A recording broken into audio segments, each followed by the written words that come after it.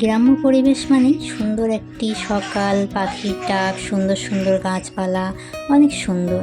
আজকে আমি চলে এসেছি মায়ের বাড়িতে, আর আমাদের বাড়িটা একদম গ্রামের মধ্যেই। আজকে একটু তোমাদের সঙ্গে আমাদের গ্রামটা শেয়ার করব। সকালবেলা উঠেই মুখ টুক ধুয়ে একটু চুলটা বেঁধে নিচ্ছি, তারপরেই বেরিয়ে পড়ব গল্পর আসরে।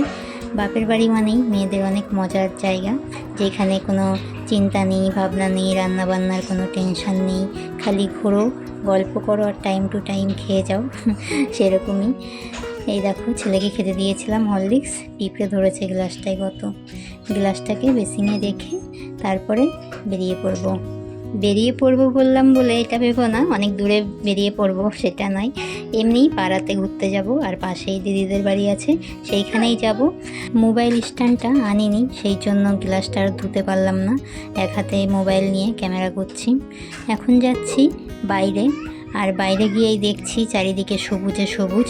আমাদের ওই বাড়ির ছাদে আমি অনেক রকম গাছ লাগাই, আর গাছগুলো বেশি দিন বাঁচিয়ে রাখতে পারি না, খুব তাড়াতাড়ি মরে যায়, জানি না কিসের জন্য। আর এইদিকে দেখো, কোনো যত্ন নেই, কিছু নেই, আগাছা মতো হয়ে আছে। কত সুন্দর সুন্দর লাউ গাছ, কুমড়ো গাছ, আরও অনেক রকম গাছ আছে। আর এইটা হচ্ছে গোলাপজাম গাছ, অনেক গোলাপজাম হয়েছে, সেগুলো উপরে।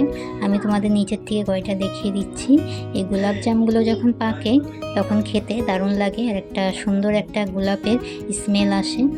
আর এসেই দেখলাম উপরে একটা হাঁড়ি বাঁধা।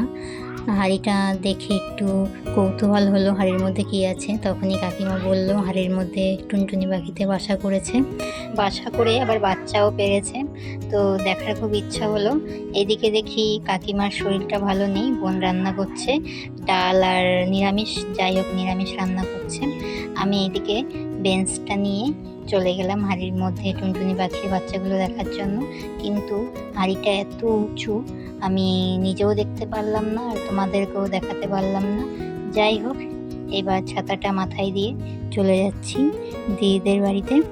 শ্বশুর বাড়ি আর বাপের বাড়িটা আমার একদমই আলাদা। শ্বশুর বাড়িতে থাকলে সারাদিন ঘরের মধ্যেই থাকতে হয়, আর বাপের বাড়ি আসলে চারিদিকে এত খোলামেলা জায়গা, বেশ ভালোই লাগে। যেতে যেতেই পিছন থেকে আবার কাকিমা ডাক দিল, যাই শুনে আসি কী জন্য ডাকছে। তো কাকিমা এর জন্যই ডাকছিল যে আরেকটা দিদি আছে, তার কাছে ফোন করার জন্য। তো ফোন করা হয়ে গেছে, এখন আবার যাওয়া শুরু করলাম।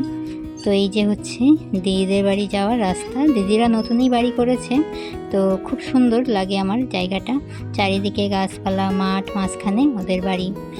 আজকের পরিবেশটা বেশ সুন্দর, কিন্তু প্রচণ্ড গরম। রোদের তাপ তেমন একটা নেই, কিন্তু গরম প্রচুর। আর এই দিদিদের বাড়িতে চলে এসেছি, আর এসে এই যে চারপাশটা দেখিয়ে দিলাম। আর জমির জল চলে এসছে বাড়ির মধ্যে। নতুন বাড়ি তো এখনও সব কিছু গোছগাছ করে উঠতে পারেনি। আর এসেই দেখি উনুনে রান্না করছে, এই যে ডাল, ভাত, ডিমের তরকারি। দিদি বলছে ভাঙা উনুনের ভিডিও করিস না তুই। যাই হোক, ঘরে চলে এলাম, আর দেখি আমাদের পুচকু দুটো কি দুষ্টুমি করেছে। বিছনাপত্র গুছিয়েছিল, আবার অগোছালো করেছে। দুইজনে এক জায়গায় হলে যা করে। দিদিদের বাড়ির ঘরের জানলা থেকে চারপাশটা বেশ সুন্দর লাগে, আর একটা জানলা দিয়ে যে সজনে গাছটা খুব ভালোভাবেই দেখা যায়। চারপাশটা খুব সুন্দর লাগে, গাছপালা। আমার এই ব্লগ ভিডিওটা তোমাদের কাছে কেমন লাগলো অবশ্যই একটি লাইক কমেন্ট করে জানিও। আজকের মতো এতটাই, আবারও দেখা হবে নতুন একটি ভিডিওর সাথে। তোমরা সকলে অনেক অনেক ভালো থাকবে। সকলকে টাটা।